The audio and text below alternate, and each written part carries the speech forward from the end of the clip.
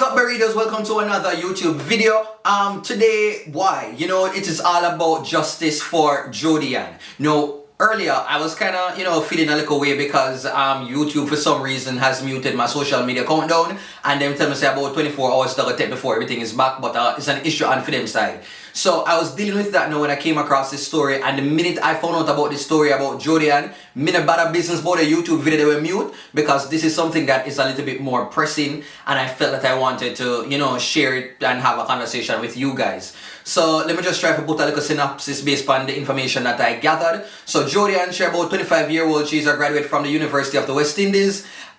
She was pregnant. She, was scheduled to, give birth, deliver her baby. She showed up to the Andrews Hospital. When she showed up there, because she was they felt that she had some COVID-like related symptoms, them never really allow her to go, properly go give birth there. So she did all about the place. I tried to figure out where she can go and, give birth to the child and deal with herself as well. So let me just jump down into the whole meat of the matter. So somebody by the name of Hendrix on Twitter, I guess it's somebody close to the source, put together a thread, and I'm going to read it to you right now. They took you from us in the most unfair way, talking about you have COVID. Rush you out of the room you paid for to deliver your baby. The doctor knew that you couldn't have the babies by pushing, so y'all schedule a C-section to be done from like 3 months ago. And it continues. After getting put out the room you paid for, they threw you into an ambulance and rushed you off to Spanish Town Hospital. After arriving there, they had you outside in the ambulance for another 30 minutes before getting you inside. You were in so much pain at the time. It goes on. After all that, my mom went to the doctor asking him why she is still outside, and the doctor's response wasn't anything of being professional. Even after all that, when they got you inside, they wanted you to push the baby out. Bear in mind, the same doctors whom you scheduled with earlier to have the C-section, I guess that's the I refer to. That's saying she should not deliver the baby normal. At this point, she was in so much pain. After all that, your sweet little baby entered this world, and even after all that, despite the pain you were in, I could feel your happiness. After delivering your baby, they said they are taking you to UE after all this. We thought you were through the worst and would be returning to us. Then they told your sis and your cousin to stay in quarantine in the house until they get the results back. And the next morning we woke up to the news that you left us. As to what happened when you got to UE, they won't say. See, now the results are back that you do not have the virus. It is negative. Now there is a child without a mother, a sister without a sister, and a mother without a child. Now they put out the picture, a girl by the name of Shantash. Says justice for Jodian. It was unfair what they did to you at Andrews Hospital. They treated you unfairly. You should be here at home with me, Jojo. Wow, and you can see the picture and you can tell, say, a beautiful young lady. Looked like she was had a promising future ahead of her and all of them something there. Okay, so I don't know. So Shantash says, my sister was 9 months pregnant. She registered to deliver her baby at the hospital, and she had some complications, and they refused to help her because they suspected that she had the virus. No, the whole of it is just a very, very sad ordeal. But before I jump into my thoughts on the whole entire situation, I'm gonna play a snippet of the news story that happened on TVJ News about, the situation. Doctor is fuming at the handling of his patient who turned up at a private hospital in the corporate area last evening to have her baby delivered. The patient had flu-like symptoms similar to signs of the coronavirus. According to the doctor, she was told she could not remain at the hospital because they lacked the equipment needed to treat her if her medical condition worsened. Our reporter Kirk Wright has been tracking that story and now has the details. The patient, who is in her 20s, turned up at a private hospital in the corporate area about 5 in the evening to deliver her baby, and about 2 hours later, while being attended to by medical staff, she was told she was displaying symptoms of the coronavirus and her gynecologist was called. But while she was on the ward, the nurse noticed that she was short of breath, and she said she had difficulty in breathing for the past 3 days, and she has not been to work for the past 2 weeks. But she gives no travel history at all. She hasn't traveled recently, and she has not been in any contact with anybody with COVID. But because of the possibility there is this hospital decided that she needed to be transferred to university. That intended transfer to the university hospital would not happen, and no other public hospital was willing to accept the patient. The university said they are unable to accept the patient, and Jubilee, after checking around, said that they have no accommodation. We should try and take her back tomorrow. Take her where? Take her back to Jubilee tomorrow if a patient is discharged. So right now, the patient is in limbo. The woman's doctor says a senior person at the Victoria Jubilee Hospital explained that they refused to take the patient because the high dependency ward was full. They were also told that they were still waiting on some test results that are outstanding for over a week. That is madness, man. The woman's doctor says the patient's condition worsened night. Her saturation fell, so they had to give her oxygen. And it will go up a little with the oxygen, but it will fall again on her feet a lot. It was irregular also. So at once everything we might lose the baby. Early Friday morning, the woman's doctor said he again called the university hospital to get his patient admitted, but wasn't able to convince them. University refused to accept her. The ICU said they'll take her, but maternity unit would not take her at all. And KPH, Jubilee said that they have no beds, all their beds are filled. So we decided that she was going to die, so we decided we have to take her somewhere. A relative of the patient says her family was astonished at the runaround they received from the hospitals. Everyone is crying. Her mom is overseas and she's crying. She all fainted, and my mom is crying. Her sister is driving and crying. My auntie is here from Portmore from last night, and she don't go near us now, nothing. She's in her, she even slept in her car last night because she don't want to come around us. But she has to be here for moral support. At daybreak, the Spanish Town Hospital came to the patient's rescue, and she was rushed there, but the hospital was clearly not ready to receive a possible. For over an hour, the patient waited in distress in the ambulance, while her doctor paced the floor until the hospital staff completed the area they were preparing to receive the patient. The woman finally had the baby, but a relative told us the mother was not doing well and had to be transferred to the university hospital for further care. And so honestly, it's like, I am not very shocked. It's almost as if I saw, I could see something like this coming. But before that, let me just say that the Minister of Health, Christopher Tufton, he did put out a video talking about it, trying to just kind of, Many of you would have heard of the untimely passing of a young woman who had her baby at the Spanish Town Hospital, having spent some time at the Andrews Memorial Hospital, and after giving birth, ended up at the University Hospital of the West Indies. There are a lot of stories going around as to what led to her untimely passing. Firstly, I want to express my deepest condolences and regret at her passing to her family members, to her friends, and indeed to all of Jamaica. I have asked for a thorough investigation to take place, and as soon as the results are available, which I hope will be very soon, we will make the information public. Just kind of ease, I guess, people, and to just know that he is doing what he can to get to the bottom of this issue. And here's just one thing. I'm not really politically affiliated. I really do not care, either for any party. But one thing I must say is, like, I have to commend Christopher Tufton on his ability to come across empathetic.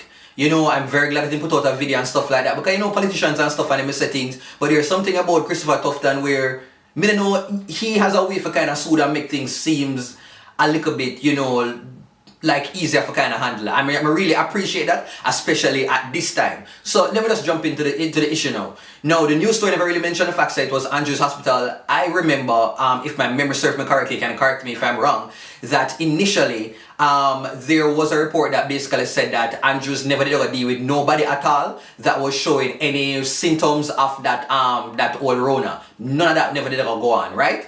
And so I was just like, So from day one, some weeks ago, people did a side-eye the hospital because of that stance that they took.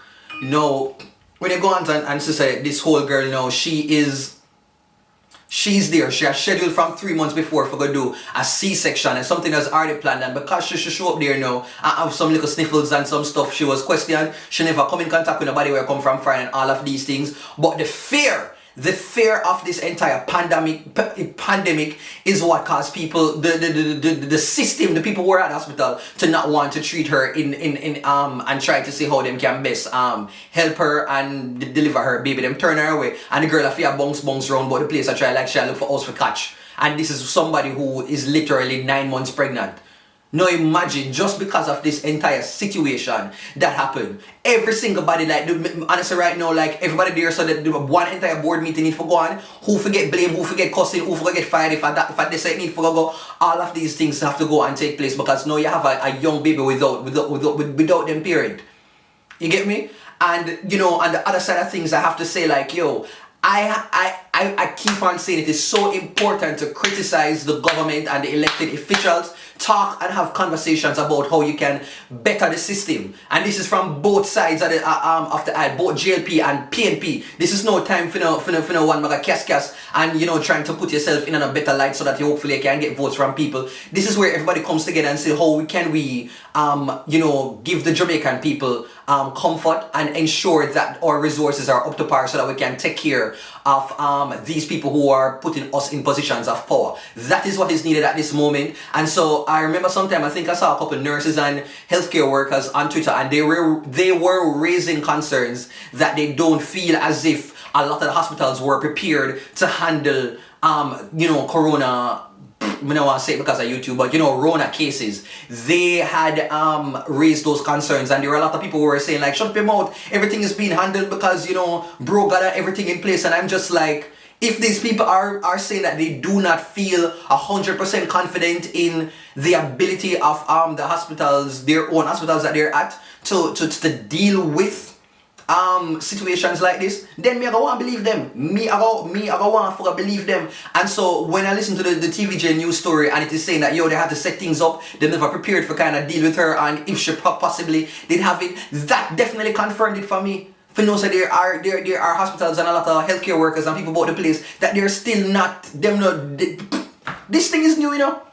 Them still not prepared, they're not equipped to handle something like this. You get me? And I guess that is why the Jamaica Telethon was there, so that you could get a little money for kind of put certain things in place. Because at the moment where it stands, I don't know if nobody never said, we not equip. If a one woman buck up in a little situation like that and that at the result, can you imagine if 50 pregnant women did just return up in a one little situation like that one time and decide say and have the little sniffles, nobody not prepared. And that is what it definitely shows at the moment. So let me just say this. If you don't get pregnant, wrap up. If you need to go wrap up, like just no. None of them something there right now until this whole entire pandemic kind of cut away. Just try to ease off of the whole. No bust no juice and nothing like pass on that, because I think, you know, I can't imagine how the women who are currently pregnant right now, the fear with them have right now in terms of going into these local hospitals. Can they not traveling and go? None of that now will go on. So they have to have the child here, and I'm pretty sure so they've probably lost confidence and are fretting right now in terms of what is going to happen when it's time to deliver their offspring. Okay? I mean, it's just like you can't just go on and off. Everybody's going to be talking about justice for Jodian. I feel so bad the whole entire situation. It's just so, this is somebody's daughter, you know. You think about that child and forget hear the story, and what it seems like it was just something that was just totally done to neglect, and the system failed that girl. The system failed that girl, and it's one of the things I keep on I say is that I'm pretty sure that the powers that be, I mean I believe in the government or nothing, you know, but me I say the powers that be and the people who are in charge of the hospitals I did Usain Bolt girlfriend, what's her name again, that pretty young girl Casey. She'd show up. I have 1 or 2 sniffles at the place, and you would be surprised them would have built up one whole entire ward just for she out of the blue. And so when you think about situations like that, you wonder if when you're lower on the lower part of the socio-economic status, that you clearly can tell that you will be disadvantaged.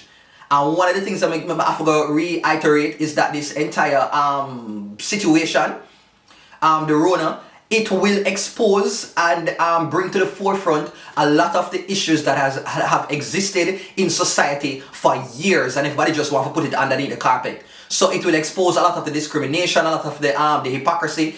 It will show up a lot of the xenophobia, the racism, all of them look something there. This entire pandemic will bring to the forefront and force us to address it in a real way than than what we've been doing in recent times. Okay? justice for Jodian. I hope that there are more people sharing their stories. If you don't go to the hospitals and you have a similar situation like this, share it. Because hopefully with more and more conversation, we'll figure out a way how we can deal with this and hopefully improve and upgrade the system that exists. Because we have to upgrade it because we're forced to deal with it. If any way we get sick right now, we have to go turn up on one of them place here. So I have to say, at a time for really just one bag of cussing and stuff, I have to say, alright now, this happened, how can we prevent it? I'm expecting to hear a full dialogue. I want to hear all of the officials them have a real open and honest conversation about the current state of the health sector in the country right now. More a full something. So if we're not ready, more have to say, oh, like, listen, people, we're not ready at all. We think blege. It's not proper. It's blah blah blah blah. More want to hear an open and honest conversation like that, so people can know, say, all right, then this is really what we are dealing with. Okay. I'm trying to wonder what other points, like, you know, to be touched at. The issue that she was being turned back is not anything that is even new either. Because a lot of persons can probably tell us that they've experienced this. I remember when I was a child, I think I was probably about like 9 years old. And my mother, I think I was a bit older. My mother, she was in the hospital. She was, you know, pregnant, and so she did the ultrasound and all kind of things. And it was one of them it's one of them along half a tree type of area there. It wasn't Andrews, it's one of them. And she went there for do her ultrasound or something with him. Yeah, she was doing that. And I remember being in the lobby area, and it's like me just see a taxi man run come in, and man create one bag of excitement, and I say, yo, help, somebody, you know, a woman need help. And so I remember when I was looking out and through the door, you know, there was a woman in the back seat damn car. So not the back seat, in the trunk. Basically, lift up the car door, and it's the woman there. Apparently she had gotten a blow to her head. So you see the wound, and everything was just there, and the woman was just like, you know, like you can tell, so she just have little bit of moments for basically exist on this earth. And I remember the person go in, and there was a whole dilly-dally with the front decks, because they were more concerned about her ability to pay for surgery for go on with than actually trying to save the woman's life. Literally, I remember that was a whole thing in terms of card and money and the whole mega things. And my mother and stepfather at the time just being pissed, and I heard them having a conversation and of course about the whole thing. So the woman dead here, you know, in need of some sort of assistance. And literally, that was a conversation. Like the people look at each other like, well, if I send a little card, a little moolah, I don't really know about what I want, you know, I don't know what kind of help I go on at this point in time right now. So it was a standstill. The taxi man did have to move the woman and probably run her gun. I don't know if a KPH did not go. I do not know if the lady survived, but that was it. And I, at the time, it's like, I just make a mental note, and I was just like, wow, look like you really have to try to see if you can have little money and little links in your life, so that you can hopefully be in a position where if somebody see them can say, well, I might not know you, but I might not know you personally, but based on the little profile where you fit, I can guarantee say, yeah man, you can cover certain things. And it was a Christopher Columbus moment for me. It was just like, wow, this is life. And so all of these things will keep on unfolding back to back. And which is why it's something where the whole Tanaya Yard movement, and I think is something that I did hear from a little video from Damian Crawford, when he was saying that, you know, for the poor set of people, them be very mindful that this entire pandemic will affect you the most. You get me? You are the persons who would probably like the least amount of capital, resources, connections, and all these things for kind of protect yourself. So what you can do to safeguard yourself is just to follow the measures then, because you know, say, if anything for reach you, the system might not be your best friend when you need them the most. And that is just a reality. It's not the way it should be, but it's just a certain thing set for now. I do not know right about now. I'm sure many of you right now are very upset about the situation. I'm sure that we're not going to want to talk about it in the comment section, because I think this, and remember, if we're not going to talk about it, be respectful as well to all our leaders, them and everybody. Like, I think this is a point where we should have some really good dialogue and to say how each of us can help to add something to the conversation. Because when I think so no elected official, when I think so them are Einstein, them not bright, them are not God, them are not Mother Nature, them not all knowing. Okay?